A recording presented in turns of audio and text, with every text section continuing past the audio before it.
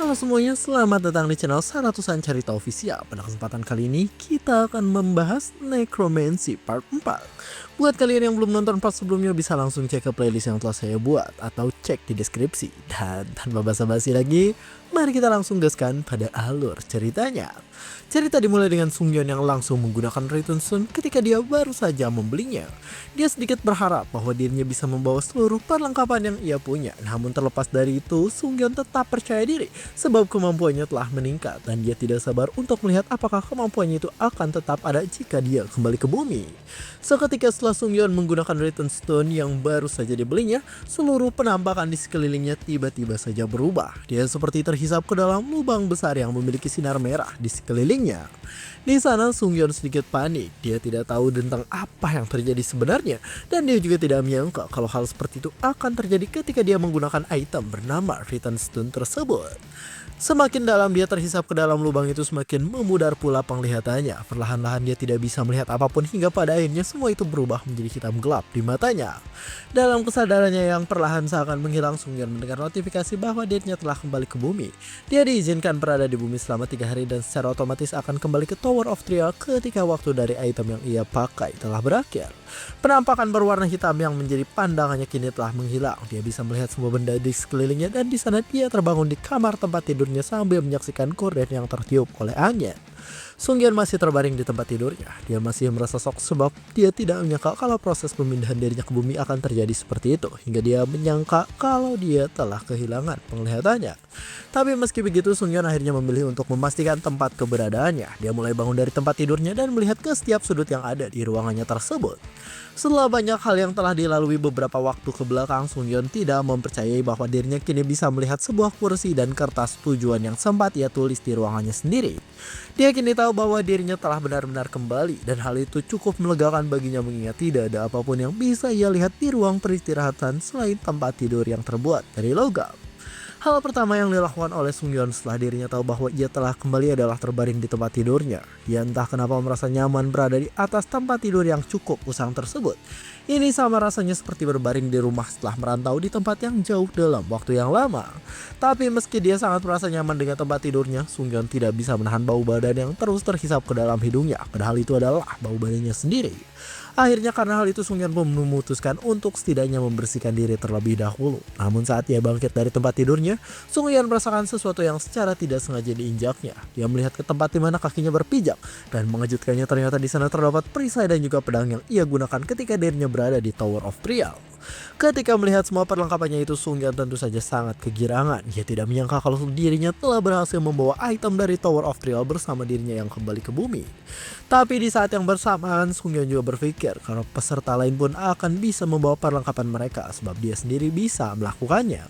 Oleh karena itu, Sung Yeon berencana untuk segera menjual item tersebut sebelum para peserta lain membawa perlengkapan lainnya dari Tower of Trial.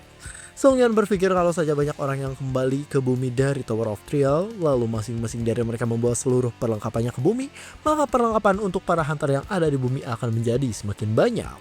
Banyaknya item yang ada di bumi itu akan merugikan bagi dirinya. Ketika suatu barang menjadi sangat mudah didapatkan, nilai dari barang itu cenderung menjadi sangat murah, dan Sung Yeon berencana untuk segera menjual item miliknya sebelum hal itu terjadi. Nah, ini tuh sama kayak kemarin kayaknya guys. Barang yang mudah didapat itu murah banget harganya, sedangkan barang yang langka pasti memiliki nilainya sendiri.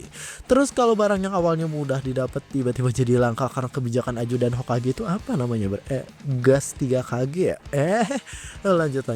Untuk saat ini Sung Yeon pun hanya berpikir kalau dirinya harus segera menjual semua perlengkapannya itu di pasaran sebelum semakin banyak item hunter yang muncul karena kembalinya para hunter yang diundang ke Tower of Trial.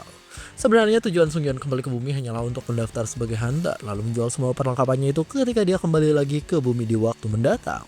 Tapi karena situasinya seperti ini, Sung Yeon harus segera menjual semua perlengkapannya itu. Untuk bisa menjual sebuah item perlu adanya sertifikasi hunter yang dimiliki oleh si penjual, dan itu artinya Sung Yeon mau tidak mau harus segera mendaftar sebagai hunter.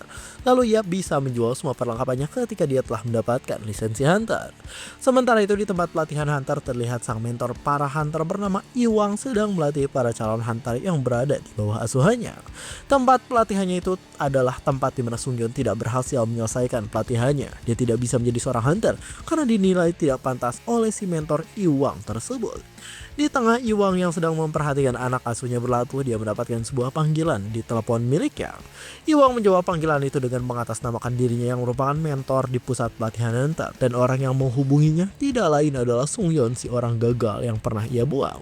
Iwang di sana langsung ingat kepada Sungyeon. Dia memasang tampang malas ketika menjawab panggilan itu, dan dia mengira kalau Sungyeon melakukan panggilan itu untuk meminta pengembalian dana yang telah ia bayarkan setelah dinyatakan bahwa dirinya tidak pantas menjadi seorang hunter. Namun tentu saja tujuan Sungyeon bukanlah hal itu. Iwang di sana mulai memasang wajah serius ketika Sungyeon mengatakan kalau dirinya sudah tidak menginginkan uang itu dikembalikan. Iwang mencoba untuk memastikan hal itu dengan mengatakan kalau Sungyeon tidak akan bisa menarik kata-katanya jika saja dia berubah pikiran di kemudian hari. Sungyeon yang masih dianggap sampah itu kembali mempertegas bahwa dirinya tidak akan berubah pikiran. Dia melanjutkan kata-katanya, sedangkan Iwang sendiri terus mendengarkannya melalui ponsel karena Sungyeon mengatakan kalau dirinya memiliki permintaan lain untuk Iwang. Dari tampang malas sebelumnya, wajah Iwang kembali mendadak serius ketika dia mendengar kalau Sungyeon meminta dirinya untuk membantu agar dirinya bisa mengikuti tes hunter sekali lagi. Namun sebelum membahas tentang permintaan Sungyeon, Iwang di sana kembali mengingatkan Sungyeon bahwa kemampuannya hanya setara dengan hunter peringkat F yang memiliki kemampuan terendah. Dia tidak memiliki keunikan atau skill apapun yang mampu meloloskannya dalam ujian hunter, sehingga Iwang mengatakan kalau sangat mustahil jika Sungyeon diterima sebagai seorang hunter. Tapi alih-alih menanggapi perkataan tersebut, Sungyeon melalui telepon langsung berbicara pada intinya. Iwang sempat tersontak ketika dia mendengar kalau Sungyeon akan membayarkan sejumlah uang kepadanya jika dia mau membantu dirinya. Karena mendengar kata uang, Iwang pun melalui telepon tersebut langsung menerima permintaan Sungyeon begitu saja. Dia tidak lagi banyak berkata-kata sebab dirinya hanya ingin mengambil uang itu tanpa meloloskan Sungyeon sebagai seorang hunter. Sungyeon sangat mengetahui kalau Iwang sangat meremehkan dirinya. Dia sangat tahu akan hal itu, namun justru karena hal itulah Sungyeon sangat bersemangat untuk memamerkan kemampuannya saat ini kepada orang yang dulu pernah membuangnya dengan menganggap bahwa dia adalah orang yang tidak berguna.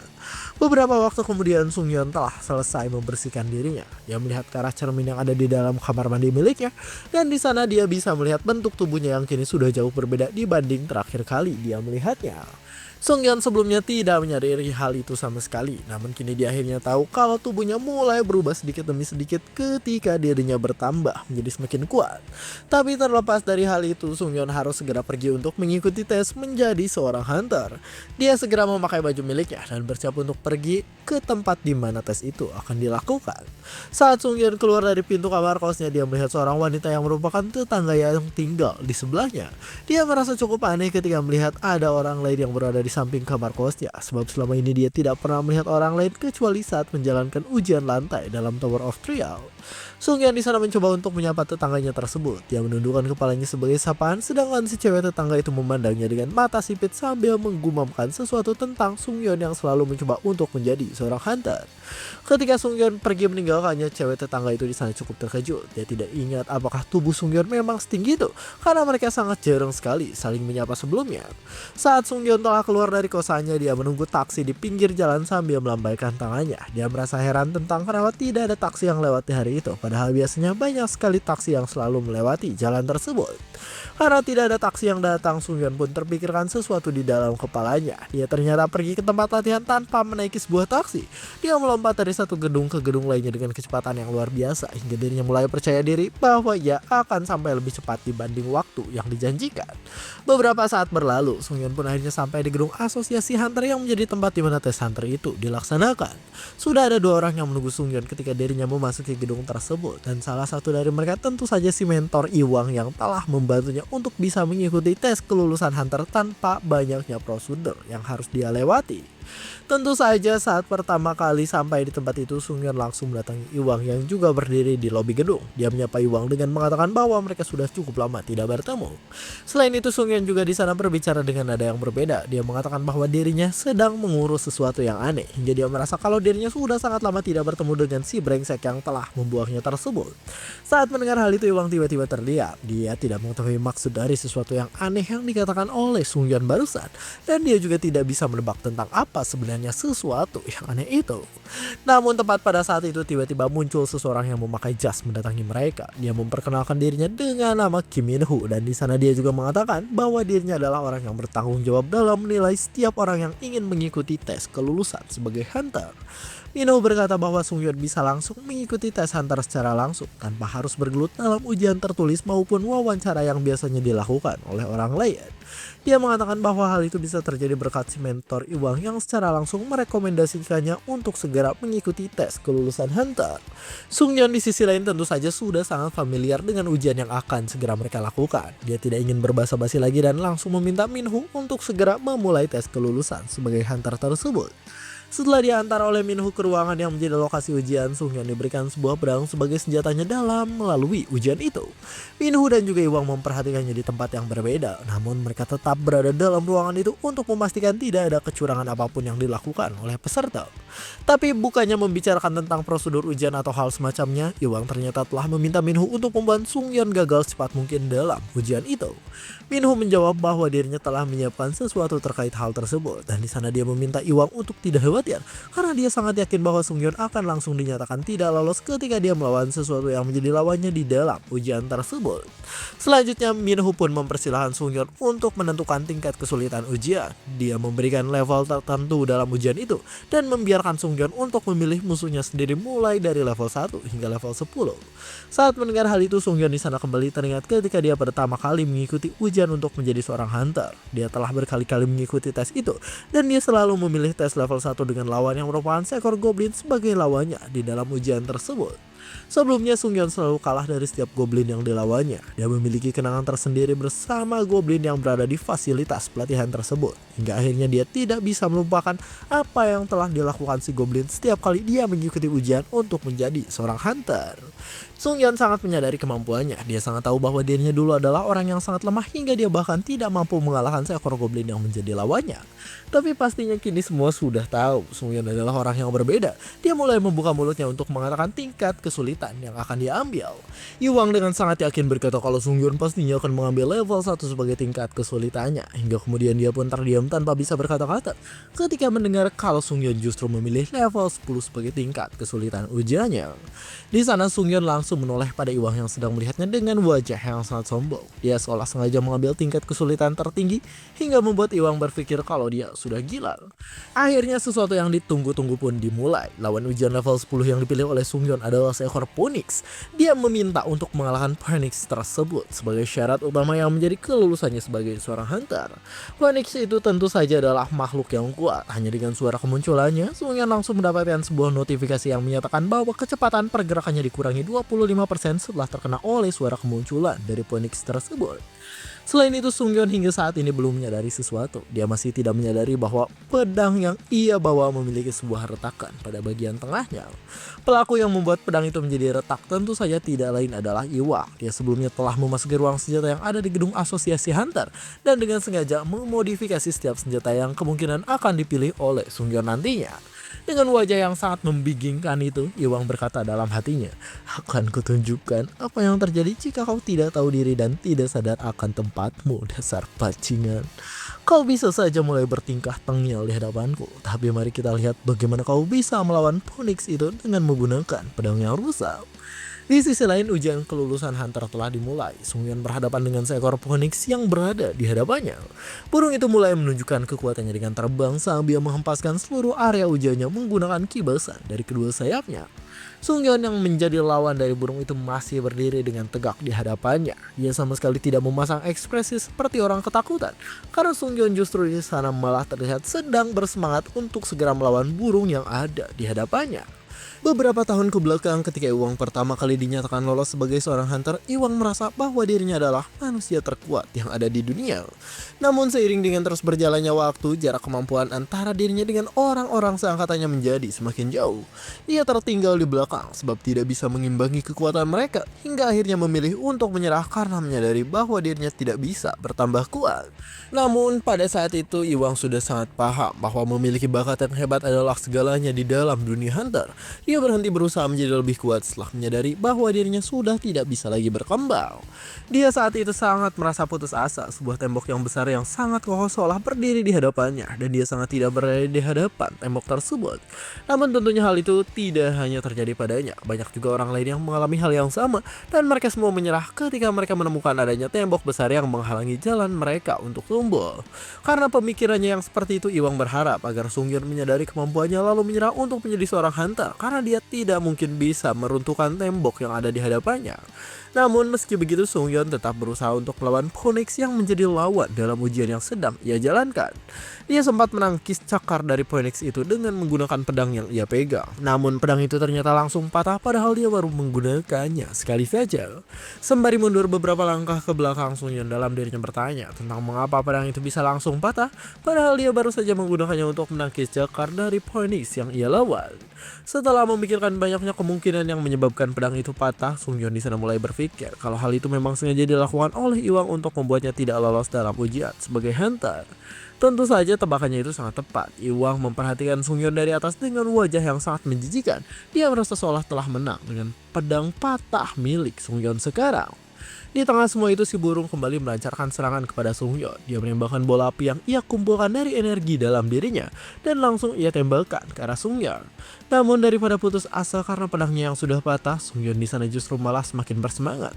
Dia merasa kalau situasi menegangkan itu sangat cocok untuk menguji skill yang baru ia dapatkan setelah menyerap jiwa manusia yang ia kalahkan di ujian lantai 4. Sungyun mulai memantapkan pijakan kakinya. Dia mengaktifkan skill bernama Instant Acceleration yang baru saja ia dapatkan dari jiwa Lesion yang dia serang.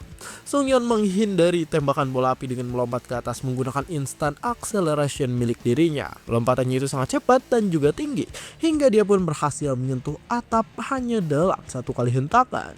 Dari situ Sungyun akhirnya bisa merasakan kalau skill tersebut jauh lebih hebat dibandingkan buff apapun yang pernah ia terima sebelumnya. Tentu saja si burung juga menyadari bahwa Sungyun berhasil menghindari serangannya sebelumnya. Dia menyiapkan kembali serangan lanjutan dengan mengumpulkan sejumlah api dari dalam mulutnya. Tapi Sungyun tidak akan membiarkannya begitu saja. Dia segera melesat ke arah burung itu dengan kecepatan yang luar biasa sebelum burung itu berhasil menembakkan serangannya. Karena hal itu, Sungyun berhasil melukai burung itu dengan menusuk bagian paling lunak dari tubuhnya, yaitu mata, dengan menggunakan pedang patah milik dirinya. Saat burung itu mengerang kesakitan oleh pedang yang masih tertancap di matanya, Sungyun telah mengambil langkah berikutnya. Dia sudah mengira kalau pedang patah itu tidak akan bisa tertancap lebih dalam, sebab pedang patah tetaplah sebuah pedang patah. Oleh karena itu, Sungyun pun melakukan gerakan tambahan. Dia mengambil keramik yang menjadi lapisan lantai dari ruangan ujian tersebut. Keramik itu tentu saja bukanlah keramik biasa, dan di dalamnya terdapat struktur rumit yang membuatnya bisa bertahan dari segala macam benturan. Sungyun mengambil ancang-ancang untuk melemparkan keramik tersebut, dan kemudian dia langsung melesatkan keramik itu dengan menggunakan seluruh tenaganya menuju ke arah burung yang masih mengerang kesakitan. Keramik yang dilemparkannya itu melesat dengan sangat cepat hingga berhasil membelah kepala dari burung itu. Bahkan keramiknya terus melayang menghantam tembok di dekat Iwang dengan sangat keras, meskipun telah membelah kepala burung Phoenix yang dilawannya. Melihat bongkahan keramik yang masih tertancap di sampingnya, Iwang pun kaget bukan main. Dia sangat kebingungan sekaligus ketakutan karena dia tak mengetahui kenapa Sungyun bisa melemparkan sesuatu seberat itu, padahal dia adalah orang yang bahkan tidak pernah lolos ujian hunter sebelumnya. Seketika setelah kepalanya terbelah, burung itu pun tumbang. Sungyun berhasil menyelesaikan tes hunter tersebut dalam waktu yang sangat singkat, padahal dia melawan monster terkuat dalam ujian tersebut. Di sana Sungyun dengan santainya berbalik ke belakang dan melihat ke arah Iwang. Dia dengan nada yang tengil berkata kepadanya, "Apa kau baik-baik saja, mentor? Kau tidak menyangka kalau bongkahan kerupuk yang kulemparkan itu ternyata sampai ke tempatmu. Aku harap kamu baik-baik saja dan memaafkan kecerobohan muridmu ini." Iwang tak menjawab perkataan tersebut. Dia masih sangat terkejut dengan apa yang ia lihat. Sedangkan Sungyun sendiri di sana memasang tampang tengil sebab hal apa yang telah ia lakukan dengan sangat sengaja. Tak lama kemudian, setelah ujian berakhir, seorang resepsionis wanita mendatangi Sungyun sambil memberikan lisensi hunter milik dirinya. Dia mengucapkan selamat kepada Sungyun yang baru saja lolos menjadi hunter. Lalu di dalam lisensi itu juga tertulis bahwa Sungyun menjadi hunter bertipe pertempuran jarak dengan peringkat C. Resepsionis itu mengatakan bahwa Sungyun kini telah terdaftar dalam asosiasi hunter dan dia telah resmi diangkat menjadi seorang hunter. Dengan adanya lisensi tersebut, Sungyun diperbolehkan untuk memasuki dungeon dan menjual item apapun yang ia dapat dari hasil penjelajahannya. Sementara itu di tempat lain, Iwang ternyata sedang mengobrol dengan direktur dari gedung Asosiasi Hunter. Dia mendorong si direktur tersebut dengan berbagai pertanyaan tentang mengapa mereka meloloskan Sungyeon, padahal mereka telah berjanji kepadanya bahwa mereka akan menggagalkan sebelumnya. Namun tentu saja si direktur kini merasa bahwa permintaan dari Iwang sangatlah lucu. Mereka menjelaskan bahwa mereka telah berusaha sebaik mungkin untuk menggagalkan Sungyeon, namun dilihat dari manapun tidak akan mungkin Asosiasi Hunter mampu menggagalkan seseorang yang bahkan bisa mengalahkan monster terkuat mereka hanya dalam waktu 10 detik. Tapi Iwang di sana tetap kekeh dengan permintaannya. Dia mendesak mereka untuk menurunkan peringkat Sungyeon. Tapi Asosiasi Hunter tentunya tidak bisa melakukan hal itu, karena bagaimanapun Sungyeon telah berhasil mengalahkan makhluk terkuat mereka dalam waktu yang sangat singkat. Di tengah semua pembicaraan itu, Sungyeon tiba-tiba datang ke ruangan tersebut sambil mengatakan bahwa dirinya telah mengambil lisensi Hunter miliknya. Dengan sifatnya yang tengil, Sungyeon mendatangi Iwang dengan sapaan yang sangat mencurigakan. Iwang mencoba untuk menyembunyikan kekesalannya dengan memberikan selamat kepada Sungyeon sambil memanggilnya dengan gelar Hunter sebagai hasil dari kelulusannya dalam ujian. Tapi daripada memperdulikan sapaan itu, Sungyeon di sana malah semakin memprovokasi Iwang dan dia kembali berkata dengan nada yang seolah merendahkan. Kalau tidak salah, peringkat terakhir mentor Iwang ketika dia pensiun adalah peringkat rank C kan. Ingat ketika kau memanggilku sebagai orang yang gagal pada waktu itu, jujur saja, menurutku kaulah yang lebih pantas dipanggil seperti itu. Karena kau malah kabur dari kenyataan dan menyembunyikan ketidakmampuanmu dengan menjadi seorang mentor hunter. Tentu saja Iwang sangat merasa kesal dengan perkataan itu. Dia bisa menangkap maksud dari perkataan Sungyeon dengan sangat jelas, hingga dirinya pun berdiri dari tempat duduknya untuk menghajar Sungyeon yang telah merendahkannya. Sungyeon memang sengaja melakukan provokasi seperti itu, dan dia juga tahu kalau Iwang akan bertindak seperti itu serta telah menyiapkan langkah selanjutnya. Sungyeon dengan sangat lihai menghindari pukulan yang diarahkan Iwang kepadanya. Dia tidak menggunakan kemampuan apapun untuk menghindari pukulan itu, dan bahkan di sana Sungyeon langsung mendaratkan pukulan keras pada perut Iwang sebagai tindakan atas pertahanan diri yang ia lakukan. Tapi tidak hanya itu, Sungyeon juga semakin membuat Iwang terlihat menyedihkan dengan menampar wajahnya sebagai tindakan balasan atas penyerangan yang ia lakukan. Dari tamparan di wajahnya, Iwang sekarang merasakan langsung kekuatan dari Sungyeon. Dia tidak mempercayai bahwa Sungyeon adalah seorang hunter peringkat C, karena kekuatan yang dirasakannya jauh melebihi seorang hunter rank C.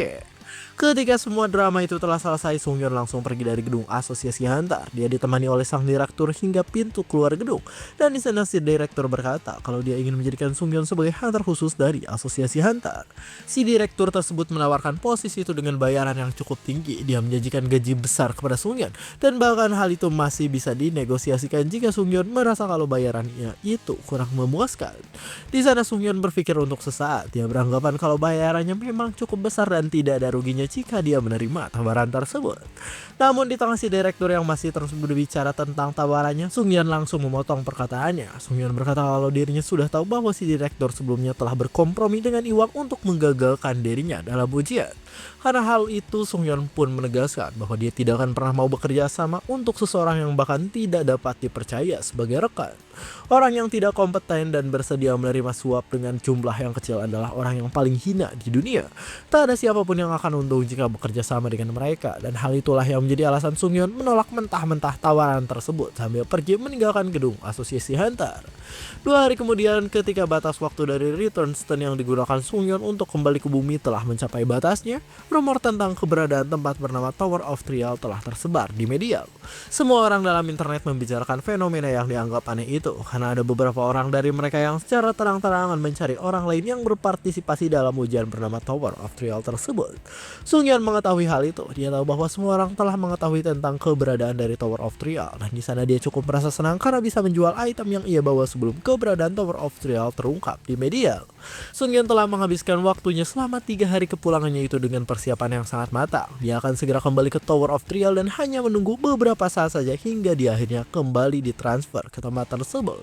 Tak lama kemudian, notifikasi yang memberitahu Sungyeon bahwa dia akan kembali ke Tower of Trial pun muncul. Sungyeon telah sangat siap untuk kembali, dan dia sangat percaya diri bahwa kemampuannya kini telah meningkat jauh lebih besar dibanding ketika dirinya pertama kali dikirim ke Tower of Trial.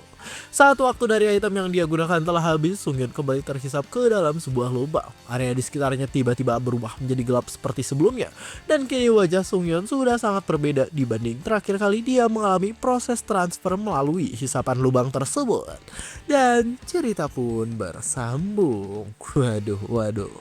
Ini mah udah ready buat gelut lagi ya guys ya. Pelajaran yang bisa diambil dari cerita kali ini ialah agar kita tidak meremehkan orang lain. Lihatlah si Uang, awalnya dia meremehkan tapi langsung ditabok ya guys ya. Dah, dan mungkin segitu saja kami dari Saratosan Cerita Official. Jangan lupa like, comment, subscribe, dan share ke teman-temannya. Terima kasih telah menonton sampai akhir dan sampai jumpa di kesempatan berikutnya.